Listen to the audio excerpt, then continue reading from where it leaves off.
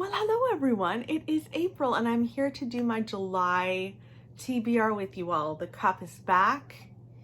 We're going to be picking prompts from the cup. I can't wait to see what it has in store for me.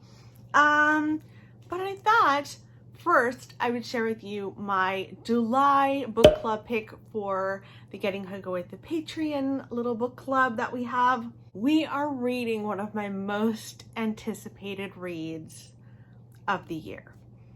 This is Survive the Night by Riley Sager. I cannot wait. It takes place in the 90s. Check. Like full-blown nostalgia for 40-year-old April, okay? So Survive the Night follows a young woman who is in college and she is hoping to head home. I don't know if it's for Thanksgiving or what, but she signs up for a ride program, and this ride program will allow her to pair up with someone who is headed in that direction, in the direction of her home, and she gets paired with Josh. And Josh and her don't know each other at all, and she gets in the car with him and they're driving home, and she starts to feel like there are holes in his story about why he's going home and everything. And she has very good reason to be suspicious at this point.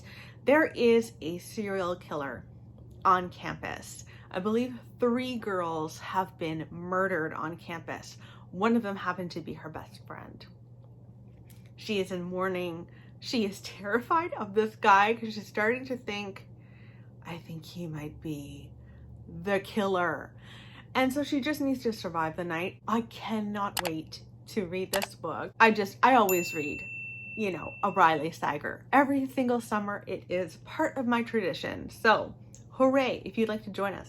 Totally welcome to. The link is always in the description box for you guys. Okay, it's time to get into the cup, but I'm going to shuffle because I feel like it's been a while since I've really done a really good shuffle. Okay, they are shuffled. They are going back in. I am not going to look. Prompt number 1. The way it works, I've got 4 prompts. Got to pick a prompt out of the cup and then find books related to the prompt and hopefully read them all in a month. Blurbed. Okay, so I have to go to my shelves and find books that have been blurbed by some of my favorite authors. Let's go. Okay, so I have 2. One I haven't even hauled yet. It is my most anticipated release of the year. This is The Final Girl Support Group by Grady Hendrix. And this was blurbed by Paul Tremblay. Now, you know, I do love Paul Tremblay. I have had a couple of mishaps with him. His past 2 books I've struggled with, but for the most part, I still will read anything he comes out with. Will I finish them all? I don't know. But I love Paul Tremblay. So this is what Paul Tremblay said about The Final Girl Support Group. He said, take slasher movie adoration, critique, and satire, mixed with compelling, flawed characters and neck-breaking plot twists, and drop it all into an industrial blender. Voila! You now have this maniacally clever and compulsively readable book. I will totally 1000% read this. So this takes place, I believe, in the 90s, and we follow a group of women who have been there for each other for years. So they have all individually survived terrible ordeals. They are final girls for a reason. And they've been there for each other for many, many years. And now it seems like someone is coming to get them. And Grady Hendrix is he's funny and he's terrifying and he's gross. He is my favorite horror author. So I'd love to read this. That'll go on my July TBR. The other book I want to put on my July TBR is 56 Days. So I put this on because it is blurbed by Liz Nugent, who you guys know I really, really love. She said that Catherine Ryan Howard is a gift to crime writing. That was specifically about Rewind, her last book. This is an arc, so I'm assuming there's not a lot of blurbs yet, but totally agree with Liz Nugent. Catherine Ryan Howard's writing is so much fun. She writes compelling characters, and the twists always get me every single time. So 56 Days is the first lockdown, COVID-19 lockdown book that I think I know of. In this book, we follow two people who meet at a grocery store in Ireland right before the COVID-19 basically wreaks havoc on the world. So they meet in, I think, February or March, and they really feel attracted to each other. They're like, this could be the one. You could be it. And then when they find out they're not going to be able to see each other, they decide, you know what? Let's explore this. Let's move in together very quickly. And unfortunately for them, it doesn't work out because one of them lives and one of them dies. At the end of lockdown, the police are going to this apartment building, and in the apartment, there is a dead body. And I think you only find out who at the very end. I just know I'm gonna love it. I know. So 56 Days for the win. Let's pick another prompt from the cup. This one. Branches on the cover. Okay, so we're gonna be looking for most likely like thrillery things. I've got a real thriller theme for July going on. Okay, let me go look around. Whew, okay. I have two again. The first is The Broken Girls by Simone St. James. I've really only read one of hers, and she's been everywhere. Everyone seems to love her. So I should really get to this. This obviously branches all over the cover. So we've got two timelines in here. We've got Vermont 1950, and there is a kind of boarding school where girls who are troubled, basically girls who I imagine just say no, stick up for themselves, you know, all of those feminist things. They go to a place called Idlewild Hall. Now we do fast forward to 2014, and Fiona is a journalist. Her older sister was said to have died, and she's really struggled with it. Like her sister, her body was found dumped in overgrown fields near Idlewild Hall. And this happened a while ago. I think it was 20 years ago, but she can't get over it. As you can imagine, I wouldn't be able to get over that either. I would have a lot of wondering. I don't think that a killer was ever found. So she starts to actually look at Idlewild Hall because it's being restored. I think it had been shut down. And she discovers quite a bit of secrets of the actual school itself, and also her sister's history. It sounds wonderful. Lots of little, you know, little branches all over it. Also a broken window. Yes. And the other one is Picnic at Hanging Rock. This has been on every single summer TBR I've had ever. This is about another boarding school called Appleyard College for Young Ladies. And these young ladies decide to go and have a lovely picnic. Unfortunately, two of them vanish without a trace and never come back. I think they decide to go on a little walk, and then they just do not return. And this is a classic that I just don't know why I haven't read, especially because it's like under 200 pages. What is wrong with you, April? I'd love to read this. All right, let's pick another prompt from the cup. How about this one? Gifted. Ooh, this will be fun. I'm gonna go and I'll be back. Okay, I have three.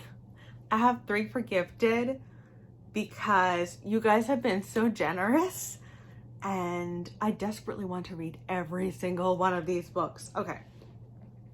First up is a sequel. This has been on a couple of TBRs, and I don't know why I have not picked it up. Crystal sent this to me, and yes. This is The Girl Who Couldn't Read by John Harding. He wrote Florence and Giles. That's the first in the duology. And in this book, It's the 1890s. I don't think I have anything that's that old on my TBR so far, so this is perfect. It's the 1890s.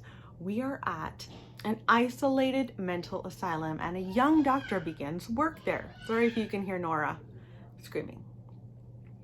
A young doctor begins work there. He becomes quite fascinated by one girl in particular, who I know who it is. Anyway, she is fascinated by books, but she can't read. And he tries to get to the bottom of her story. I know her background. I cannot wait to read this. So the girl who couldn't read, again, perfect for like a dark, thunderstormy night. Please, gods, bring that to me. Next is another historical fiction book. So I don't know if I have any historical fiction on here. So this would be absolutely lovely. It's World War II, but such an interesting one. This was sent to me by Judy. Thank you again, Judy. So this is The House Opposite by Barbara Noble. I heard about this from Jen Campbell. I mean, you can always rely on Jen Campbell. In this book, we follow Elizabeth Simpson. She lives in London during the Blitz, so bombs are going off all the time. She is also having an affair with her boss. He is married. And they use the Blitz and the bombings to kind of shield their affair. And it's her story. And what's so fascinating about this book is Barbara Noble lived during the Blitz. She lived in London during that time, so she knows what she's talking about. And that just sounds fantastic. And I mean, I could not have Gifted come up and not put Horror Store on my TBR, because it is Grady Hendrix. This was sent to me by Lisa.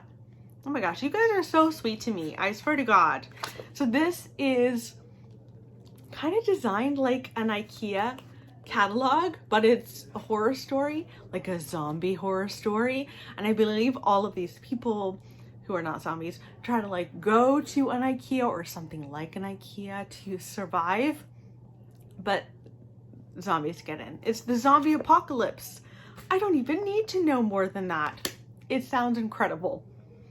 There we go. Those are all of the books that I would love to read for July that were gifted. Okay, one more pick, guys. I'm gonna do this one. Oh, color you are wearing on the cover. Okay, so let's see. I am wearing blue and pink. Can I find something with blue and pink? Even if it's just mostly blue, that's okay. I'm gonna go and look around. Wish me luck. Okay, guys, this was so hard. I have 3, but none of them are perfect. There were things like, okay, so there are things like this, which I'm currently listening to on audio. And this would have been good because there's blues and pinks, but I'm already listening to it. Okay, I've got 3 that we're gonna try and roll with.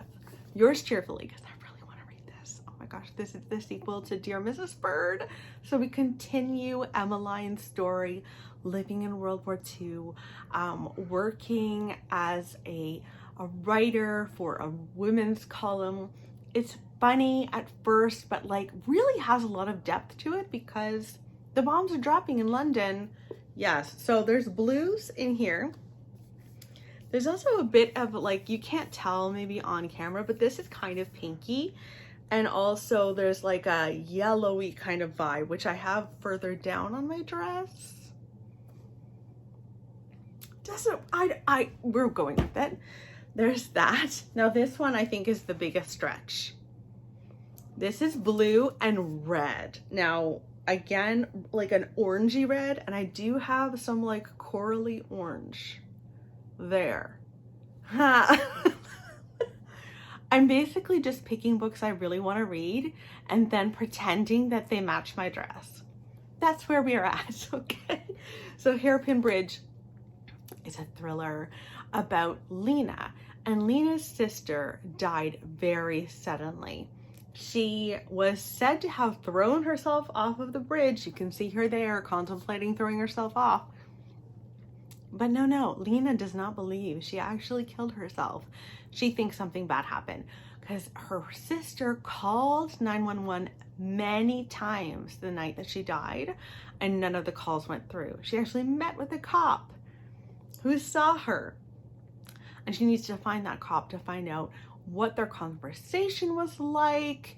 She knows, you know what? She did not kill herself. There's something more to the story, and I want to read it. I do. Last but not least is The Last Year of the War by Susan Meissner. I think I just mentioned that I'm listening to The Nature of Fragile Things right now. She is such a fun historical fiction writer. I am so engrossed by her stories. What she does is she always takes an event in history, a really difficult event in history, and adds on a new layer of another problem that people are having within their lives.